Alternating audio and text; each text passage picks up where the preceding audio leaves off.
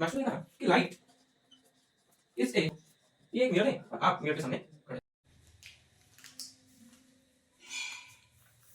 Hello बच्चों, कैसे हैं सब लोग।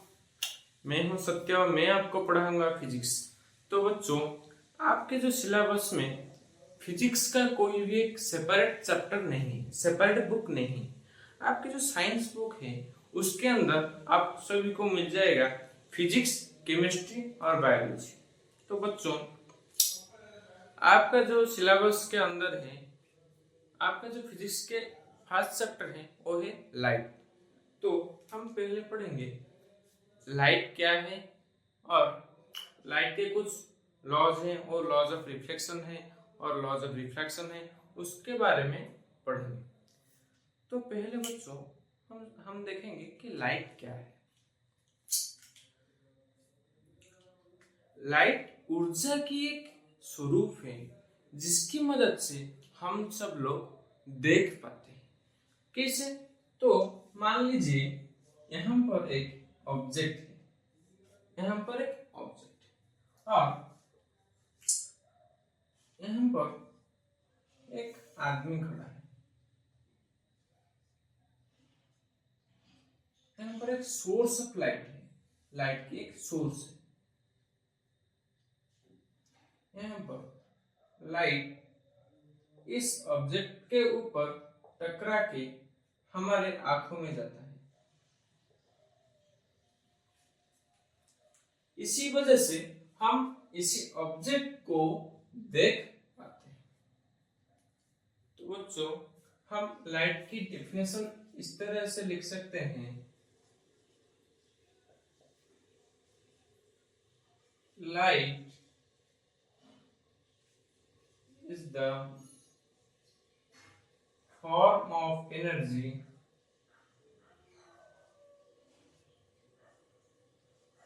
by which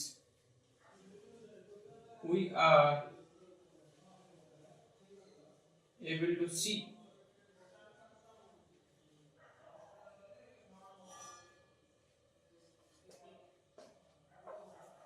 Light is the form of energy by which we are able to see something. ये है आपका लाइट। तो बच्चों,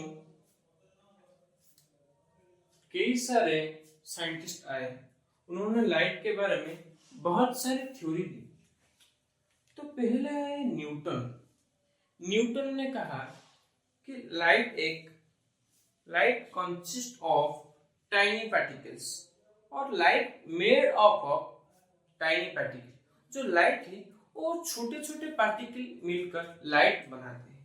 उस पार्टिकल को उन्होंने कहा कॉर्पूसेल्स पार्टिकल्स, और उन्होंने जो थ्योरी दी उसका नाम है कॉर्पूसेल्स थ्योरी। तो बच्चों, पहले आए आपका न्यूटन।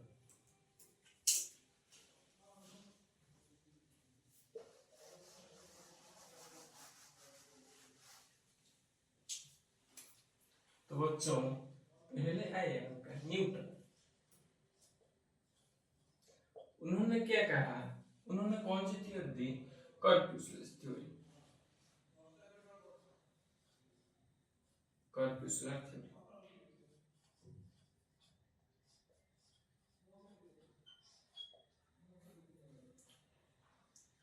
ये थ्योरी क्या कहता है?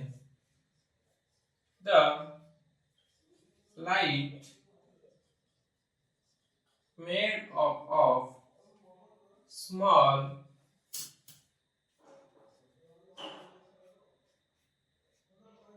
tiny particles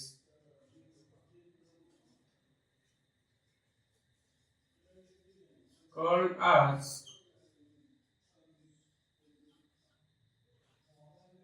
corpuscles। न्यूटन ने ये कहा कि जो लाइट है, ये मान लीजिए एक सोर्स है, इसमें लाइट निकल रहा है। तो उन्होंने कहा लाइट छोटे छोटे पार्टिकल हैं जो कि एक स्ट्रेट लाइन में मूव करता है।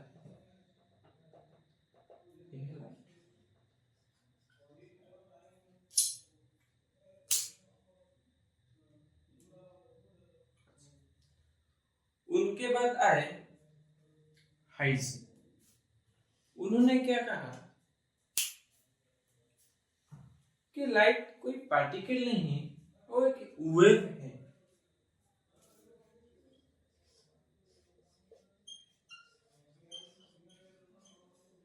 उन्होंने क्या कहा, उन्होंने कौन सी थ्योरी दी, वेव थ्योरी।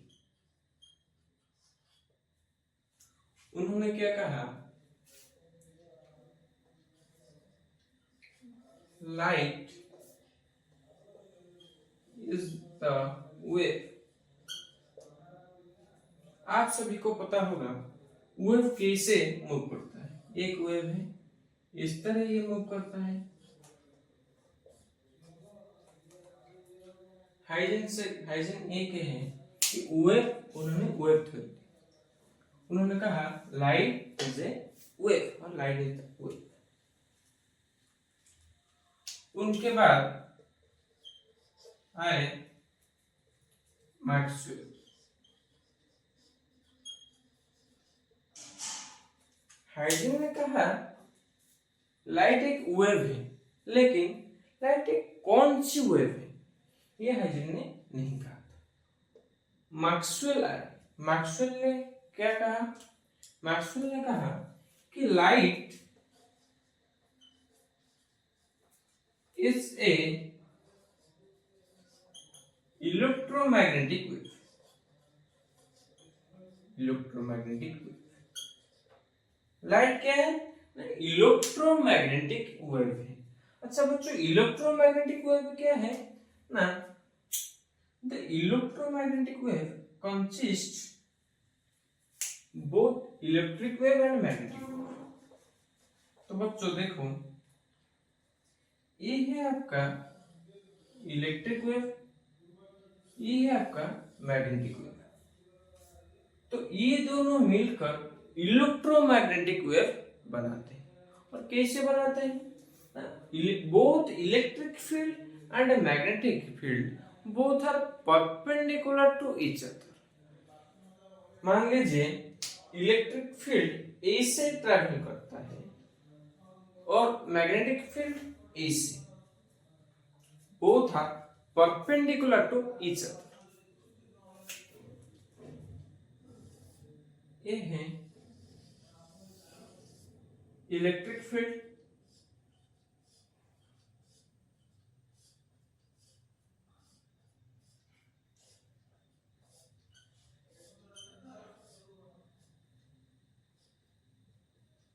और ये इसका परपेंडिकुलर है मैग्नेटिक फील्ड।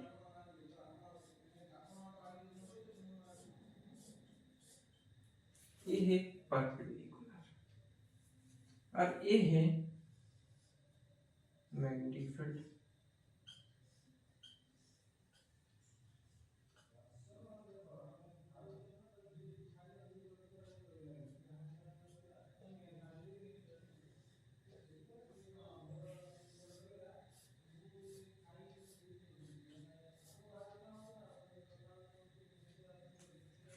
मान लीजिए ये है आपका इलेक्ट्रिक फील्ड, ये हो गया आपका मैग्नेटिक फील्ड। इस तो बच्चों इनके बाद और एक साइंटिस्ट आए, उनका नाम था मैक्स प्लैंक।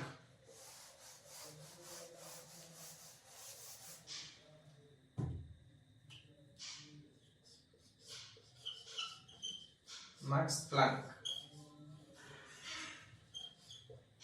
इन्होंने क्या कहा,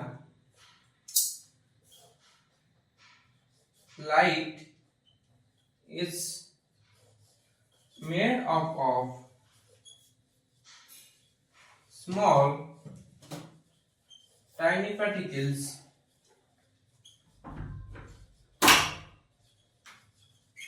called as photon। इन्होंने क्या कहा, लाइट छोटे छोटे पार्टिकल से मिलकर बनता है। वो पार्टिकल को इन्होंने क्या कहा, फोटोन पार्टिकल। और इन्होंने जो थ्योरी दी इस थ्योरी को हम कहते हैं क्वांटम थ्योरी ऑफ, इसको हम कहते हैं, इन्होंने दिया क्वांटम थ्योरी ऑफ लाइट। इस थ्योरी के अनुसार लाइट छोटे छोटे पार्टिकल से मिलकर बनते हैं, उस पार्टिकल को हम कहते हैं फोटोन पार्टिकल। और इन्होंने एक दूसरी बात कही, इसको मैं यहां पर लिखता हूं। इन्होंने क्या कहा ना, एक सोर्स ऑफ लाइट है, सोर्स, इसमें से जो लाइट निकलती है वो पैकेट होकर निकलती है, वो इस तरह से नहीं निकलती, वो पैकेट होकर निकलती। इस छोटे छोटे पैकेट को हम कहते हैं फोटोन पार्टिकल्स और फोटोन पैकेट्स, फोटोन पार्टिकल्स। ये जस्ट था थ्योरी ऑफ लाइट, लाइट की कुछ थ्योरी के बारे में और हिस्ट्री ऑफ लाइट, लाइट की कुछ हिस्ट्री के बारे में। ये आपके सिलेबस में इंक्लूड नहीं है, ये जस्ट बेसिक चीज है। तो बच्चों अब हम आपके सिलेबस के अंदर आते हैं। आपके पहले है रिफ्लेक्शन क्या है। तो बच्चों रिफ्लेक्शन क्या है हम देखेंगे।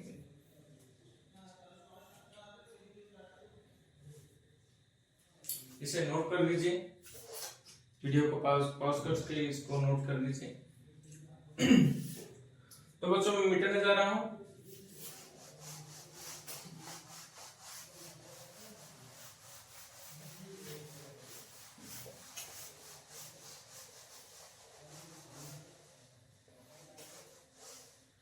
तो बच्चों अब हम देखेंगे रिफ्लेक्शन क्या है।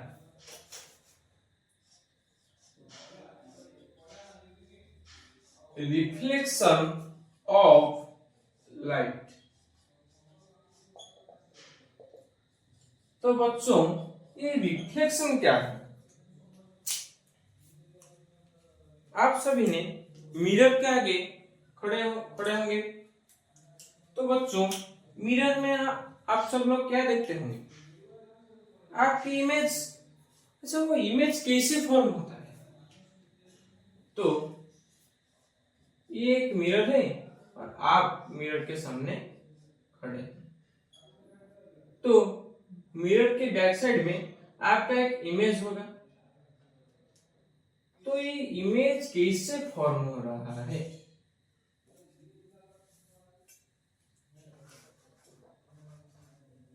इमेज कैसे फॉर्म हो रहा है। अब आप एक ऑब्जेक्ट को देख रहे हैं।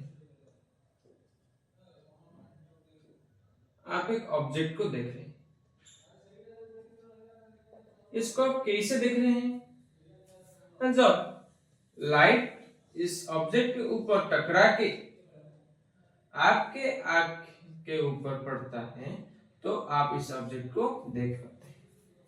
इसको ही हम कहते हैं रिफ्लेक्शन। तो वो जो रिफ्लेक्शन क्या है ना, जब लाइट किसी भी ऑब्जेक्ट के ऊपर टकराता है तो उसको पाथ चेंज करता है, वो बाउंस बैक होता है। तो इसे कहते हैं रिफ्लेक्शन। तो हम लिख सकते हैं when the beam of light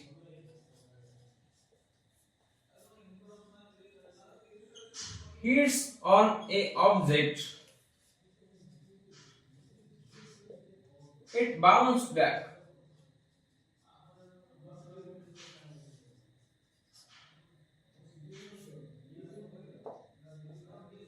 It is called as reflection of light। तो बच्चों मान लीजिए यहां पर एक मिरर है और यह एक रिफ्लेक्टिंग सरफेस है, ये है रिफ्लेक्टिंग सरफेस। तो यहां पर एक लाइट आकर टकरा के ये बाउंस बैक होता है, तो इसे हम कहते हैं, इस फेनोमेनन को हम कहते हैं रिफ्लेक्शन ऑफ लाइट। तो बच्चों जो रे आकर वहां पर टकराता है, इस रे को हम कहते हैं इंसिडेंट रे, और टकराने के बाद जो रे बाउंस बैक होकर निकलती है, उस रे को हम कहते हैं रिफ्लेक्टेड रे।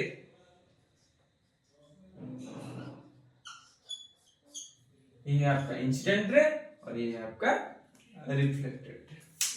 तो बच्चों ये था आपका reflection of light.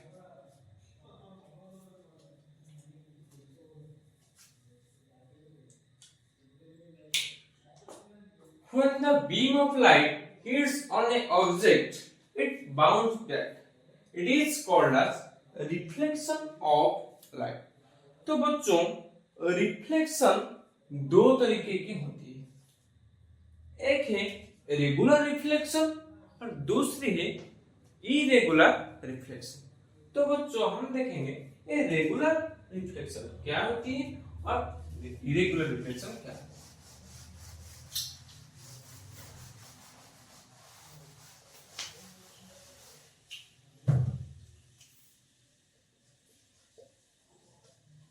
Regular reflection, तो बच्चों मान लीजिए एक सरफेस है,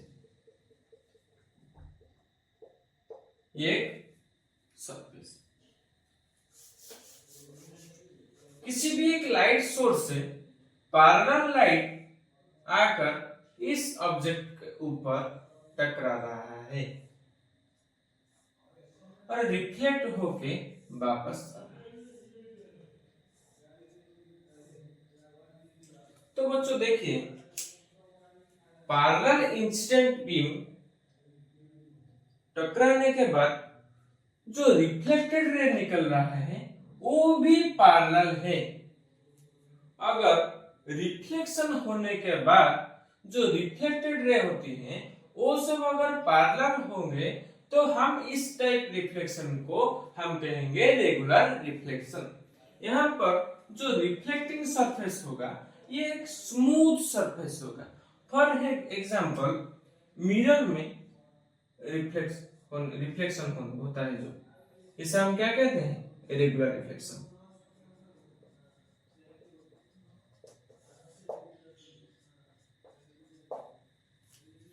इसका डेफिनेशन हम लिखेंगे,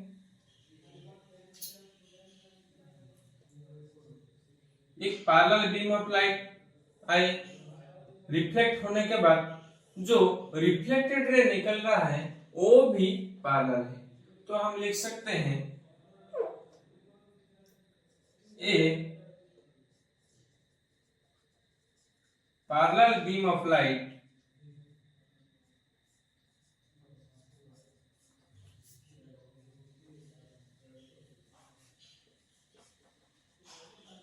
strikes on a object and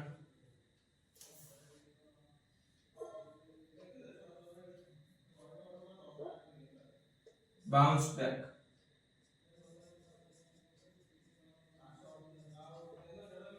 And bounce back.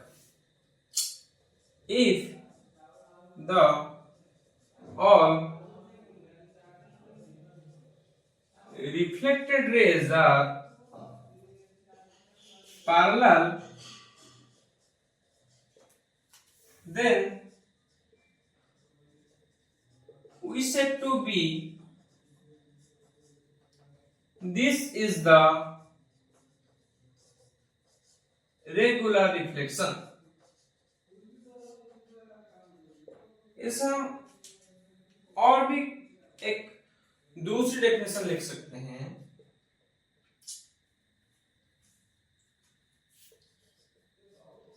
After reflection if all the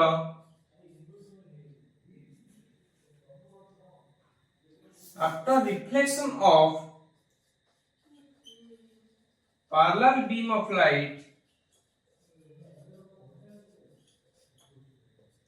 if all the reflected rays are parallel to each other, then we said to be this is the regular reflection. ये क्या है? ये regular reflection. Here the reflecting surface is a smooth surface। देखिए, आप एक mirror लीजिए, mirror के ऊपर कुछ पैरेलल बीम ऑफ लाइट उसके ऊपर रिफ्लेक्ट कीजिए। आप देखेंगे वो जो सारे रिफ्लेक्टेड रे होंगे वो सब आपस में पैरेलल होंगे। इस टाइप ऑफ रिफ्लेक्शन को हम कहते हैं रेगुलर रिफ्लेक्शन। यहाँ पर जो रिफ्लेक्टिंग सरफेस है एक स्मूथ सरफेस है।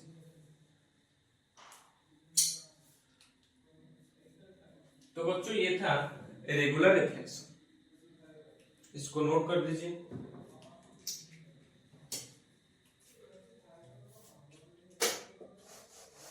अब हम पढ़ेंगे इरेगुलर रिफ्लेक्शन क्या है।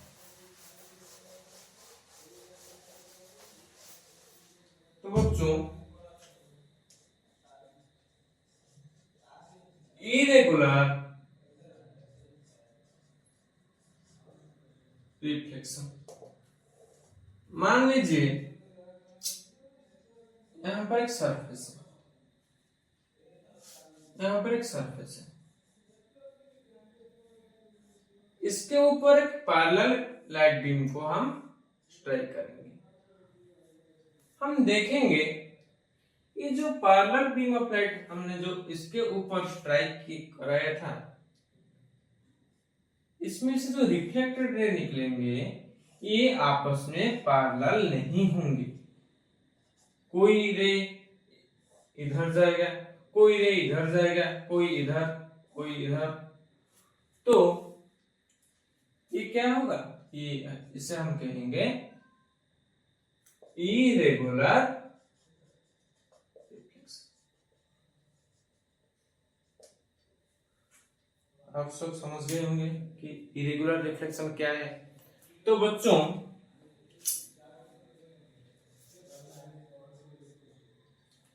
हम इसका डेफिनेशन लिखते हैं। After reflection of a parallel beam of light, if all the reflected rays are not parallel to each other,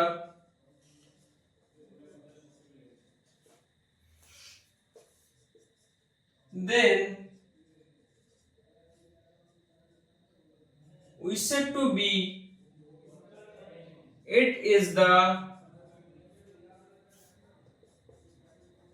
irregular reflection.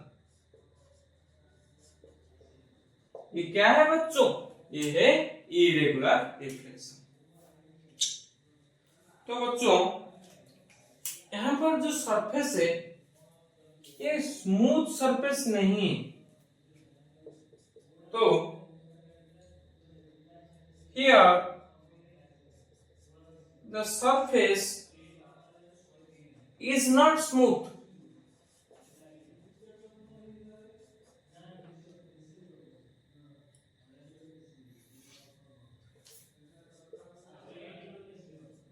The surface is a रॉफ्ट सरफेस। ये रॉफ्ट सरफेस। तो ये है आपका इरेगुलर रिफ्लेक्शन।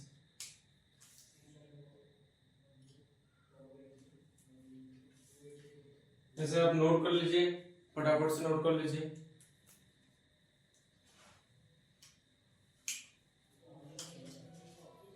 तो बच्चों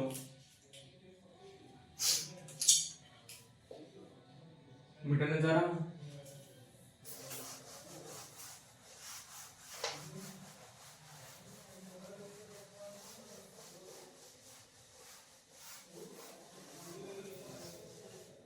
तो बच्चों हम सभी ने जाना रिफ्लेक्शन क्या है, और रिफ्लेक्शन दो तरीके की होती है। एक है रेगुलर रिफ्लेक्शन, दूसरा है इरेगुलर रिफ्लेक्शन। तो अभी जानेंगे terms related to reflection. Reflection के अंदर कुछ टर्म्स हैं जिसके बारे में हम जानेंगे। तो बच्चों हेडिंग दीजिए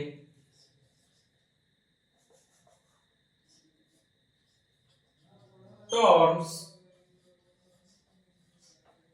related to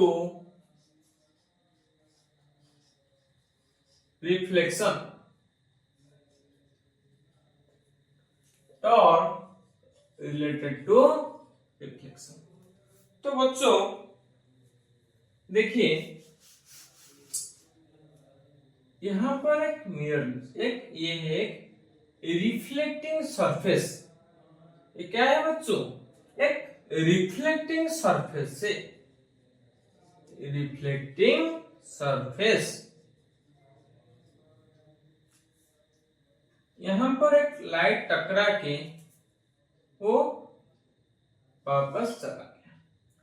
तो बच्चों मैंने पहले कहा था कि जो लाइट आकर टकराती है उस रे को हम कहते हैं इंसिडेंट रे। इस रे को हम कहते हैं इंसिडेंट रे। और जो रे टकराने के बाद वापस जाता है उस रे को हम कहते हैं रिफ्लेक्टेड रे। तो बच्चों देखिए ये क्या है? ये एक पॉइंट है। किसके ऊपर एक पॉइंट है? रिफ्लेक्टिंग सरफेस के ऊपर ये एक पॉइंट है, जिस पॉइंट में इंसिडेंट रे आकर रिफ्लेक्टिंग सरफेस के ऊपर टकराता है। तो इस पॉइंट को हम क्या कहेंगे? Point of incident. तो बच्चों पहला टर्म है पॉइंट ऑफ इंसिडेंस। पहला तो है इंसिडेंट रे और उसके बाद है रिफ्लेक्टेड रे, उसके बाद है रिफ्लेक्टिंग सरफेस। तो आप सब ने जान चुका होगा कि इंसिडेंट रे क्या है, रिफ्लेक्टेड रे क्या है, रिफ्लेक्टिंग सरफेस क्या है। उसके बाद हम देखेंगे point of incidence.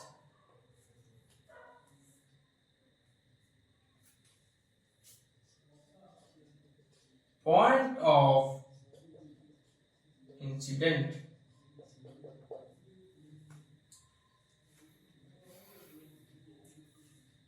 Point of incidence हम क्या लिखेंगे?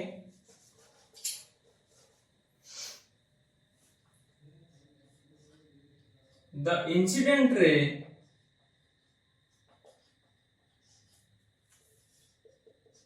hits the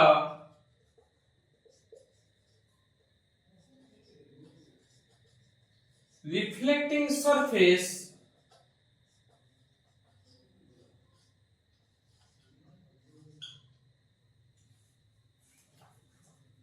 on a point.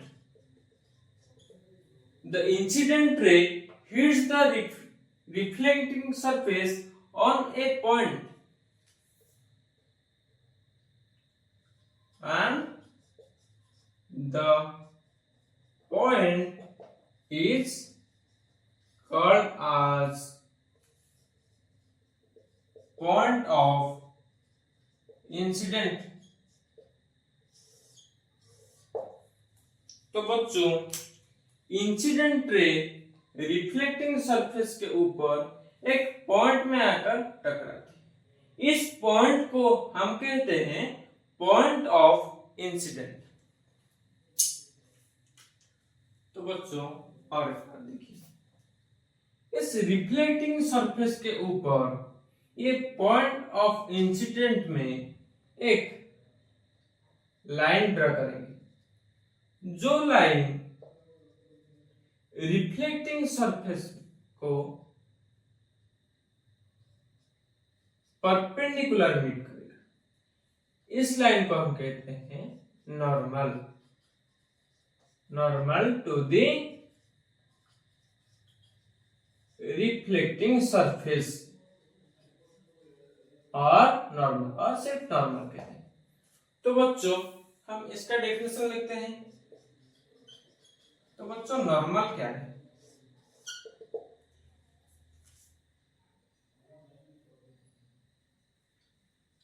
The line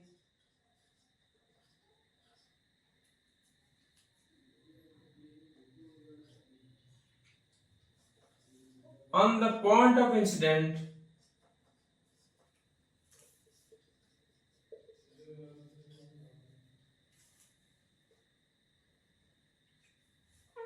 the line lies on the point of incident and which is perpendicular to the reflecting surface. The line lies on the point of incident and which is perpendicular to the reflecting surface. जो भी line point of incident में है और ये line reflecting surface perpendicular meet करता है, इसी line को हम क्या कहेंगे? नॉर्मल, और normal to the reflecting surface. तो बच्चों ये आपका नॉर्मल।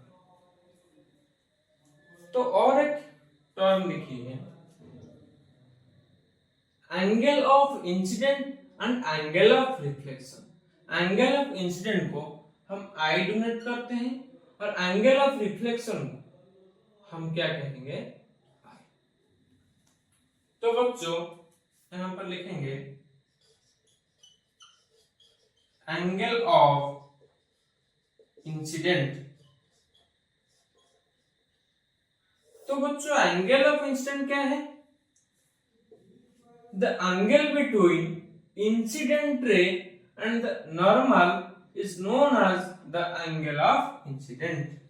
तो बच्चों हम लिखेंगे the angle of incident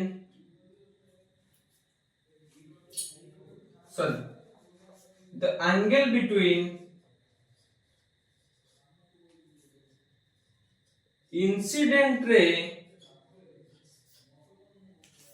and the normal is called the angle of incident.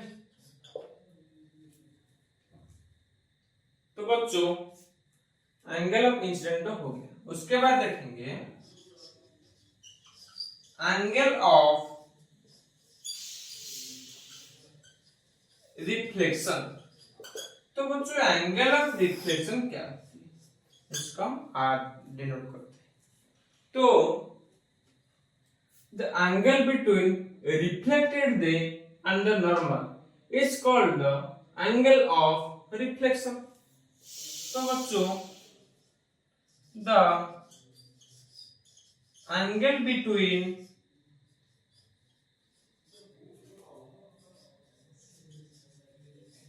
reflected ray and the normal is called the angle of reflection। तो बच्चों इसको आप नोट कर दीजिए।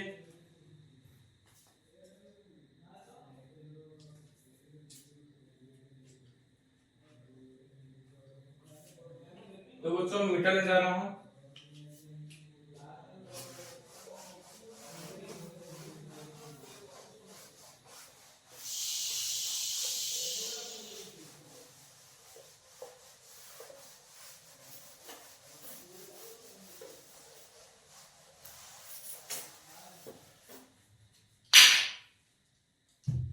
तो बच्चों अब हम लिखेंगे रिफ्लेक्शन के दो नियम के बारे में। तो laws of reflection,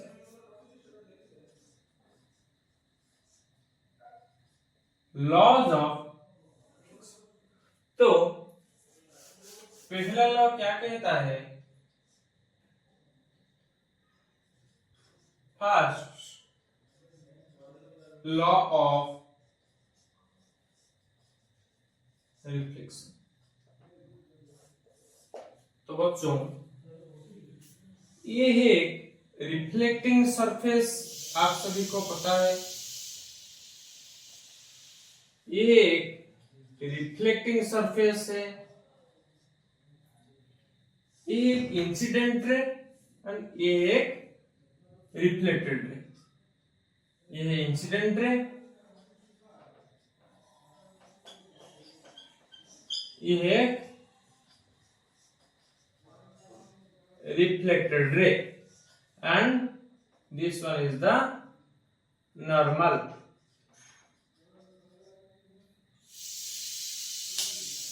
and this is the point of incident and this is the angle of incident and this is the angle of reflection। तो बच्चों फर्स्ट लॉ क्या कहता है, the incident ray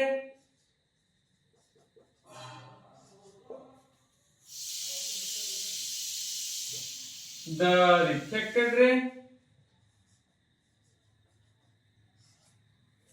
and the normal to the reflecting surface on the point of reflection, sorry, on the point of incident, light on a same plane। तो बच्चों ये जो incident ray है, ये जो रिफ्लेक्टेड रे है और जो नॉर्मल है, ये तीनों एक ही प्लेन में रहते हैं। तो ये है आपका, मान लीजिए एक इंसिडेंट रे है, ये है आपका रिफ्लेक्टेड रे और ये है आपका नॉर्मल, ये तीनों एक ही प्लेन में रहते हैं। ये फर्स्ट लॉ कहता है। the incident ray, the reflected ray and the normal to the reflecting surface on the point of incident. इस लाइन को आप लिख सकते हैं, सिर्फ नॉर्मल भी लिख सकते हैं।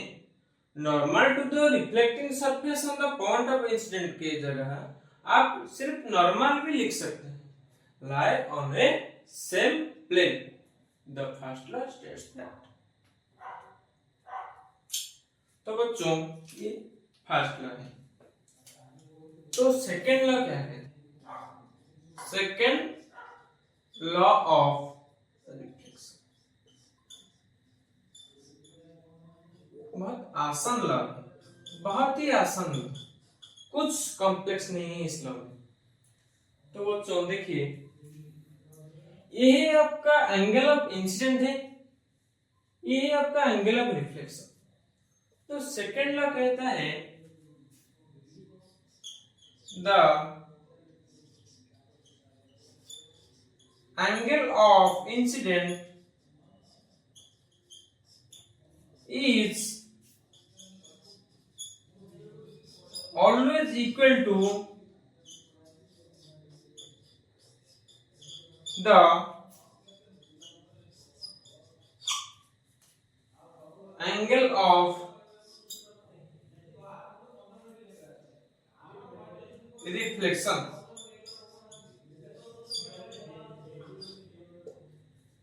The angle of incident is always equal to the angle of reflection.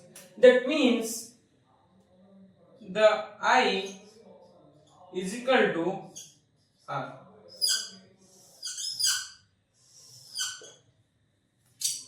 ये है आपका सेकेंड लॉ ऑफ रिफ्लेक्शन। तो बच्चों एक टर्म है, वो है एंगल ऑफ डेविएशन। तो बच्चों एंगल ऑफ डेविएशन क्या है? तो बच्चों इसको थोड़ा समझो, एंगल ऑफ डेविएशन क्या है? तो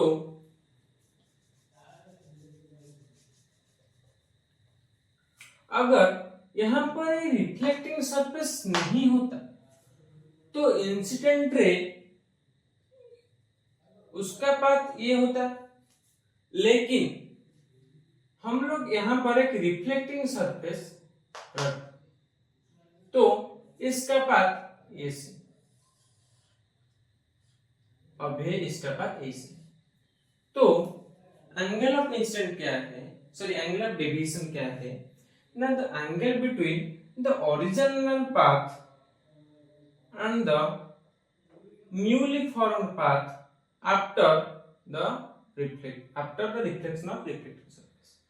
The ये वाला जो एंगल है इसको हम कहते हैं एंगल ऑफ डेविएशन।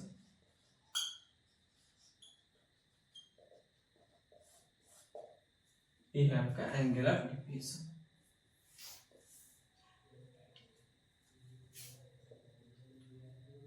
ये है आपका एंगल ऑफ डेविएशन। इसका हम इसको लिख सकते हैं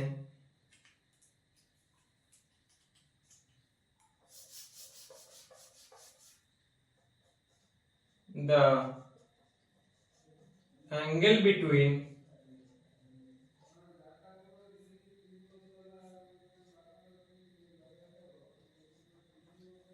original path of light ray and the path of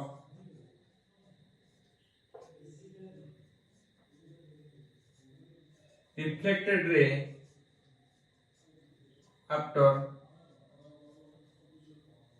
reflection is called as angle of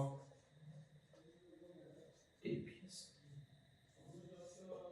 ये है आपका एंगल ऑफ डेविएशन। तो बच्चों ये है आपका फर्स्ट लॉ सेकंड लॉ, लेकिन ये अलग एक टर्म है जिसको हम कहते हैं एंगल ऑफ डेविएशन। तो बच्चों हम एंगल ऑफ डेविएशन कैसे निकालेंगे? तो ये है आपका 90 डिग्री, 90 डिग्री है। तो ये होगा 90 माइनस आर, 90 माइनस आर। तो बच्चों ये है आई, ये भी होगा आई। तो ये क्या होगा 90 माइनस आई, ये आई है, ये आई है, ये 90 डिग्री है। तो ये आई है, ये 90 माइनस आई है, ये आर है तो ये 90 माइनस आर है। तो ये है एंगल ऑफ डेविएशन। तो एंगल ऑफ डेविएशन क्या होगा, इसको मैं यहां पर लिख दूंगा। The angle of deviation 90 minus r plus 90 minus i, 90 plus 90 180 minus r minus i. तो बच्चों r is equal to i है सेकेंड लॉ के अनुसार। तो 180 minus 2i, i plus I 2i। तो ये है एंगल ऑफ डेविएशन।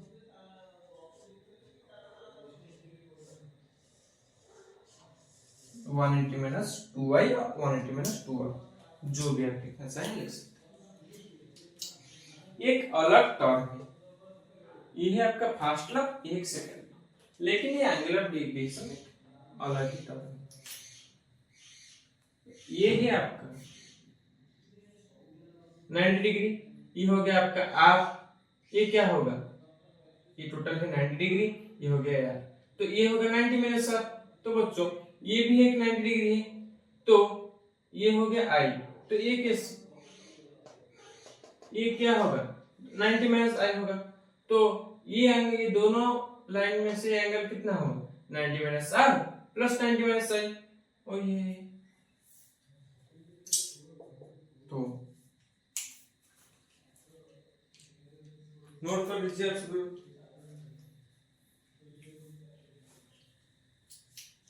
तो बच्चों कुछ क्वेश्चंस इसके ऊपर कुछ न्यूमेरिकल्स करेंगे।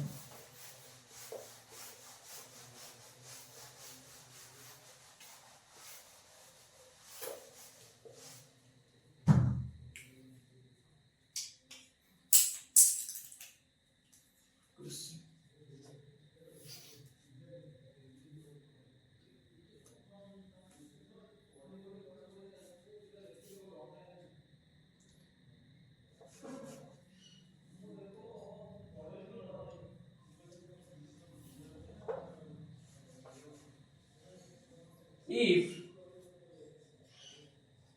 the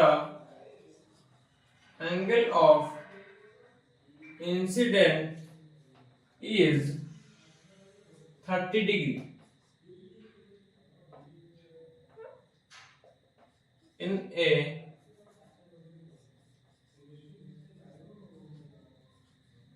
plane mirror, okay? तो find angle of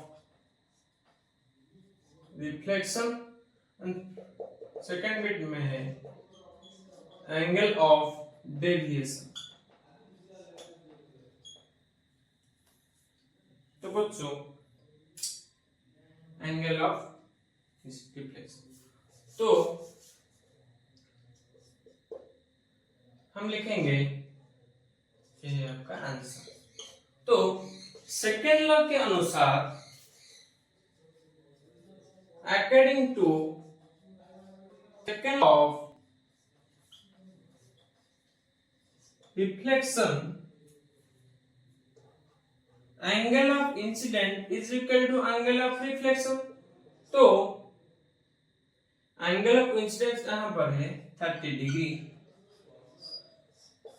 तो एंगल ऑफ रिफ्लेक्शन भी होगा 30 डिग्री। तो एंगल ऑफ रिफ्लेक्शन है 30 डिग्री। उसके बाद एंगल ऑफ डेविएशन। तो बच्चों हमने पढ़ा एंगल ऑफ डेविएशन क्या है? एंगल ऑफ डेविएशन क्या है? 180 माइनस 2i। आप सब लोग डेविएशन का मतलब समझते हो? डेविएशन का मतलब वो कितना डेविएट हुआ। मतलब एक लाइट रे जा रहा था, मैंने इसका आगे एक रिफ्लेक्टिंग सरफेस रख दिया। अगर मैं ये रिफ्लेक्टिंग सरफेस नहीं रखता तो इसका जो पाथ ऐसा होता। मैंने ये रिफ्लेक्टिंग सरफेस रखने के बाद इसका पाथ डेविएट होके ये हो गया। तो ये कितना डेविएट हुआ? इस ओरिजिनल पाथ ये होता, वो रिफ्लेक्टिंग सरफेस रखने के बाद इसका जो पाथ ऐसे होना चाहिए वो ऐसे हो गया और इस तरह से डेविएट हो गया। तो ये कितनी एंगल डेविएट हुआ इसको हम कहते हैं एंगल ऑफ डेविएशन। तो बच्चों एंगल ऑफ डेविएशन है 180 माइनस 2i। तो बच्चों 180 माइनस 2 इंटू i का वैल्यू क्या है? Angle of incidence 30। तो बच्चों 180 माइनस 60 तो बच्चों 120 डिग्री। तो यहां पर क्या हुआ? 120 डिग्री और लाइट डेविएट हो गया। आप सभी के किताबों में इसी तरह की प्रॉब्लम्स हैं। तो बच्चों इसे नोट कर दीजिए। अगले लेक्चर में हम पढ़ेंगे रिफ्रैक्शन क्या है और लॉज ऑफ रिफ्रैक्शन के बारे में पढ़ेंगे। तब तक पढ़ाई करते रहिए। All the very best.